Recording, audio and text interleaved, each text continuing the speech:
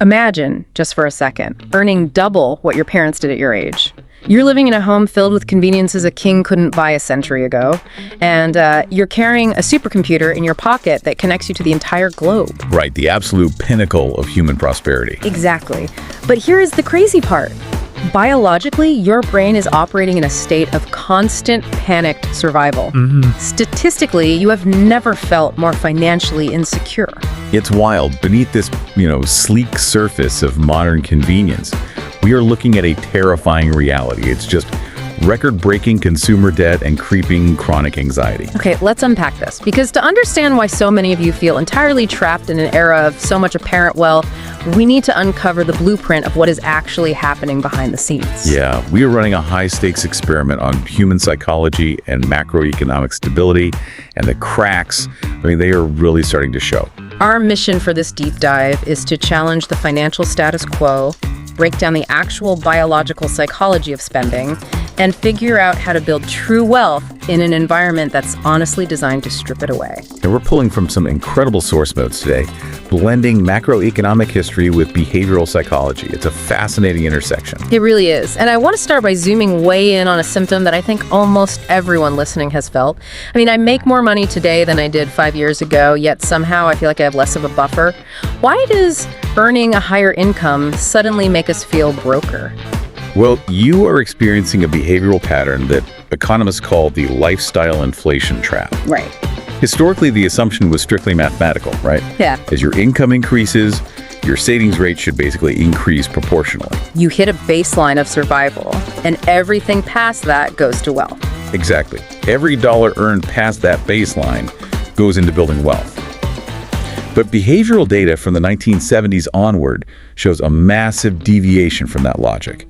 Today, the moment a person gets a raise or a bonus, that extra cash flow is instantly swallowed by a corresponding upgrade in their lifestyle. Oh, totally. You get a promotion, and suddenly that perfectly reliable Honda you've been driving feels, a little shabby, so you lease an Audi. Right, or you start buying the $15 cocktail instead of the $8 beer. And it happens automatically, without even thinking. It does, and we have to be clear, this isn't a failure of personal morality.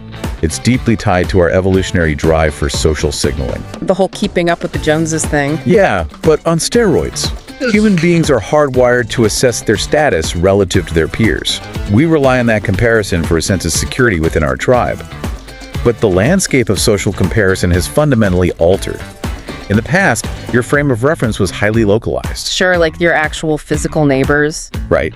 If the neighbor on your street bought a new television, you felt a pang of jealousy. But the baseline for normal was grounded in reality. Today, the baseline for normal is being artificially pumped into our brains every time we open a screen. You aren't competing with the guy next door anymore. You are competing with globally broadcast, highly curated social media influencers. Exactly. We are internalizing millionaire lifestyles as the new standard of middle-class existence, and it's bankrupting us. Which brings us to the mechanics of how we actually attempt to fund this impossible competition. The turning point has to be the credit revolution of the 1950s, right? Oh, absolutely. Before the mainstream adoption of credit cards, debt was heavily restricted. It was a commercial tool used by businesses to finance operations, or it was tied to massive physical assets. You definitely did not borrow money to buy a steak dinner. No, or a pair of shoes. But the introduction of consumer credit democratized debt. It made it accessible. And vastly more dangerous, it made spending frictionless. That friction, or lack of it, is so fascinating. I know from my own habits that if I have a $100 bill in my wallet, breaking it to buy lunch feels like a major life decision. It hurts. It really does. But if I'm using Apple Pay, spending $100 feels like absolutely nothing. It doesn't even register in my brain. That's because behavioral psychologists actually refer to that resistance as the pain of paying. Wait, like literal pain? Yes, literal physiological pain. Yeah. When you are forced to use physical cash, a very real phenomenon occurs. The physical act of handing over paper money and seeing it leave your possession triggers a mild pain response in the brain. Wow. It's a biological friction that forces you to evaluate the trade-off. The acquisition of the good is tightly coupled with the loss of the resource. but digital credit severs that connection completely. So you tap a piece of plastic or, double-click a side button on your phone, and you get the product without feeling any immediate loss. The pain is deferred to a statement you won't even look at for 30 days. So why does our brain fall for that deferment? Because intellectually, I know the credit card bill is coming. But in the moment I'm tapping my phone, buy now, pay later feels incredibly seductive. It almost feels like free money. It feels like free money because you are essentially running a biological hack on an ancient operating system. Okay, here's where it gets really interesting. Go for it. Our brains evolved in an environment of extreme scarcity where deferring costs was literally impossible. If you were a hunter-gatherer and you found, say, a calorie-dense piece of fruit on a tree, you consumed it immediately. Right, because ancient food spoiled. Exactly. You couldn't save it. And you certainly didn't possess the cognitive framework to weigh the delayed cost of eating it against some future scarcity. Our neurological wiring was built entirely for immediate gratification, because back then, immediate gratification kept us alive. That is a perfect analogy. When a corporation offers you a luxury item today, but hides the payment a month down the road, your primitive brain just registers the immediate reward. It completely ignores the future consequence, because the future wasn't a concept our survival wiring cared about. We just want the fruit. We just want the fruit. And that ancient wiring tricks us into accepting terrible financial terms. By separating the pleasure of the purchase from the pain of the payment, consumers routinely overpay. They call it an impatience tax, right? Yes. Financial psychologists have quantified this behavior, demonstrating that people are willing to pay significantly more for an item if the cost is delayed. It functions as a massive impatience tax, often costing consumers upwards of 20% more in actual wealth just to bypass the friction of waiting. That is staggering, but that systemic macroeconomic fragility we mapped out at the beginning, it doesn't just exist because individuals are paying a 20% tax. The actual nature of what we are buying has fundamentally shifted. It has shifted dangerously. In previous decades, household debt was heavily skewed toward asset-backed borrowing, mortgages, business loans, maybe education. Right, things that theoretically appreciate in value. Exactly. While it is still debt, asset-backed debt holds the potential to build equity. It increases your future earning potential. Today, an unprecedented portion of our debt portfolio is consumptive debt. Consumptive debt. So we are taking on debt for travel, dining out, depreciating consumer electronics, fast fashion. Things whose value drops to zero the exact moment you consume them. Consumptive debt creates a financial hole that actively compounds against the borrower every single day. You are literally paying interest on a sandwich you ate 3 years ago. Okay, wait, hold on. I need to challenge the scale for a second. You are a macroeconomist looking at global systems. Is an individual putting a weekend vacation or like a pair of luxury sneakers on a charge card really threatening the stability of the entire macroeconomy? That feels like a massive leap. I get why it sounds like a leap, but let's look at the mechanism of how this scales up. The threat isn't the individual care of sneakers. It is the aggregate compounding of millions of people financing depreciating goods simultaneously. Okay. There is an ironclad law in finance known as mean reversion. Think of mean reversion like a thick rubber band. Your actual economic productivity, the real value you create and earn, is the hand holding one end of the rubber band. Your consumption is the hand pulling the other end. So you can stretch consumption past your actual earnings for a while using credit? You could stretch it very far. But consumption simply cannot outpace productivity indefinitely. When millions of individuals are carrying consumptive debt, a growing percentage of their future income is already spoken for just to service the interest on past purchases. Wow. Yeah, they aren't buying new goods anymore. Exactly. They are paying for the privilege of having bought old goods early. Eventually, that debt service eats up so much available cash that it becomes a massive drag on aggregate demand. People stop going out to eat. Restaurants lay off staff. Those staff can't pay their mortgages. And the rubber band violently snaps back. It snaps back hard. And we've seen this movie before. We saw in the Roaring '20s. That's right. That decade was built on a strikingly similar, seemingly endless expansion of credit. People were buying stocks on margin, purchasing everyday household goods like radios and washing machines on installment plans. Buy now, pay later. Exactly the same thing. They were operating under the illusion of permanent, frictionless growth. But the perceived wealth was an illusion funded by borrowed time. When the underlying reality caught up to the over-leveraged consumption, the snapback was 1929. And we are building a similar vulnerability today, just with more sophisticated digital tools hiding the leverage. Precisely. But that macroeconomic rubber band snapping doesn't just happen on a national scale. It happens inside the individual's brain, too. Transitioning from the global economy down to the personal reality, the toll this takes on a person's literal cognitive function is terrifying. We aren't just talking about feeling stressed about money. We're talking about physiological damage. The emotional and physiological burden of carrying a debt balance is one of the most under-discussed public health issues of modern finance. When you're carrying consumer debt, your brain registers it as a constant looming threat. Your body's stress response just doesn't turn off. So your brain treats a looming Visa bill the exact same way an ancient human's brain treated a predator in the brush. The mechanism is identical. Your cortisol levels, your primary stress hormone, remain artificially elevated. And chronic cortisol elevation fundamentally impairs cognitive function. I read the source metric on this and it blew my mind. It's chilling. Clinical psychological studies on financial scarcity reveal that the constant cognitive load of navigating debt actually drops a person's effective IQ by up to 13 or 14 points. 13 or 14 points, that is the equivalent of losing a full night's sleep every single day. Right, it drains your working memory. The human brain has a finite amount of cognitive bandwidth. If 40% of your background processing power is consumed by a loop of how do I pay this minimum balance, or what if my transmission breaks? Or how do I survive to the end of the month? Yes. You have significantly less bandwidth available for executive function. Which creates a vicious, self-perpetuating cycle. Because if your cognitive bandwidth is eaten up by the stress of the debt, you become less efficient at your job. You become less creative in solving problems. And you become highly prone to making poor, impulsive decisions. Which often leads to buying more things for a quick emotional dopamine boost, just to temporarily relieve the stress, plunging you further into debt.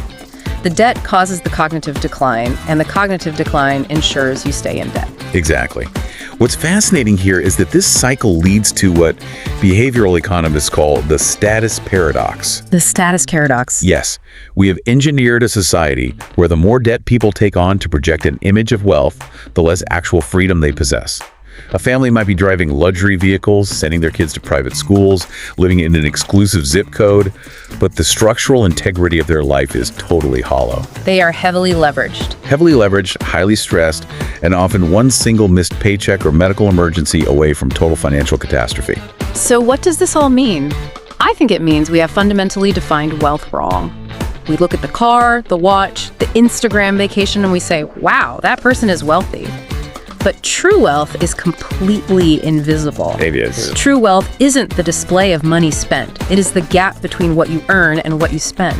True wealth isn't the luxury vehicle in the driveway. It is the invisible runway sitting in a boring, unglamorous savings account. I love that phrase, invisible runway, because that runway represents autonomy. Financial capital is, at its core, stored energy. It is energy you can deploy to protect your time, your choices, and your mental health. Exactly. If you have 6 months of living expenses saved up, you have the autonomy to look at a toxic boss and say no. Right. You have the power to walk away from a bad situation, to take a calculated risk on a new career, or honestly just to sleep soundly at night without cortisol destroying your working memory. But the tragedy of modern marketing is that you simply cannot photograph autonomy for social media.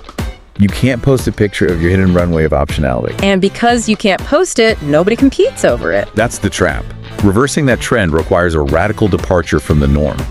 If the biological wiring of our brains and the cultural messaging of our society are both perfectly synchronized to keep us spending, flipping the script requires a rebellious level of discipline. It requires mastering the mathematics of time, specifically the dual-edged sword of compound interest. Right. Compound interest is the ultimate separator. Right. If you are paying it, you are a subordinate to the system. You are literally working hours of your actual finite life to pay for a fleeting purchase you made months ago. But if you are earning compound interest, you become the master of the system. Your stored energy is out in the world working for you. If we connect this to the bigger picture, achieving that position demands a profound psychological shift in how you view your own timeline. The most effective strategy among successful wealth builders is treating their future self as a distinct, separate entity from their present self. That is such a powerful reframe. It changes everything. When you spend money today on a consumptive, depreciating asset that you do not truly need, you are not just making a casual purchase. You are literally stealing stored energy from your future self's freedom. Society must start viewing high savings rates, the active protection of that future self, as the ultimate status symbol, rather than high spending. Okay, let me play devil's advocate and ground this in reality for a minute. If I'm listening to this on my commute, the idea of sacrificing my current happiness for some abstract future self sounds, well, bleak. Sure. Are we telling the listener they have to live on rice and beans forever? Do I cut up all my credit cards, move into a shack, and never take a vacation again just to hoard stored energy? No. The objective is not deprivation. The objective is optimization. Right. You don't have to live in a cave, but you do need to actively reverse the systems designed to make you poor. Instead of relying on willpower, which we already know depletes under stress, you need to engage in friction engineering. Friction engineering, putting the pain of paying back into the process. Precisely the opposite of the credit card company's goal. You intentionally design friction into your spending habits to override that biological hack we talked about. Delete your saved credit card numbers from your browser. Well, that's a good one. It forces you to physically get up, find your wallet, and type the numbers in for every single online purchase. Use physical cash for your discretionary monthly spending so you feel the physiological loss when the money leaves your hand. Right. Implement a mandatory 48-hour waiting period for any purchase over $100. Also, audit the subscription economy, those endless monthly micropayments. Ask yourself if it adds long-term value or if it's just a fleeting dopamine hit. You are basically forcing your prefrontal cortex to wake up and weigh the cost against your future autonomy, rather than letting your ancient lizard brain click buy now for a hit of dopamine. Exactly. You're auditing your cash flow and ruthlessly protecting your runway. By engineering friction into your present spending, you build an automated defense mechanism for your future wealth. Which brings us right back to the core reality of what we're dealing with today. When you strip away the macroeconomic theory of mean reversion, the neurobiology of cortisol drops, and the math of compound interest, what we are really talking about is self-preservation. Absolutely. Financial independence isn't about getting rich quick to buy a yacht. It is the ultimate, truest form of self-care. It is the boring, disciplined, highly consistent path of compounding your own value and protecting your peace of mind. It requires you to consciously step out of the lifestyle inflation trap. Stop buying things you don't need with money you don't have to impress people you don't even like. Recognizing the 20% impatience tax for what it is, and recognizing that the frictionless digital economy is actively hostile to your long-term survival, is the first necessary step in dismantling its hold over you. The blueprint to true wealth isn't a secret. It's not locked away in some Wall Street vault. It is a daily, conscious choice to protect the invisible runway of your own autonomy. It is choosing to value your future freedom over your present display of status. And as the digital economy continues to evolve, the necessity of building that psychological defense is only going to intensify. Which leaves us with a terrifying but necessary thought to take away today for you to mull over. We've talked about how corporate marketing and basic buy now, pay later schemes have already successfully weaponized our evolutionary desire for immediate gratification. But think about what comes next. Right, the technology is only getting smarter. Exactly. If they can extract a 20% impatience tax from you with a simple piece of plastic, how might the upcoming wave of AI and hyper-personalized algorithms, systems that have mapped your exact psychological triggers, your late-night vulnerabilities, and your specific stress points further threaten your future financial independence? It's a sobering thought. If you don't start engineering friction and building those psychological defenses today, your future self won't stand a chance. The environment is only going to become more efficient at extracting your wealth. The defense must start from within. Protect your invisible runway at all costs. Thank you for joining us on this deep dive as we navigated the high-stakes reality of modern debt. Keep questioning the status quo, and we'll see you on the next deep dive.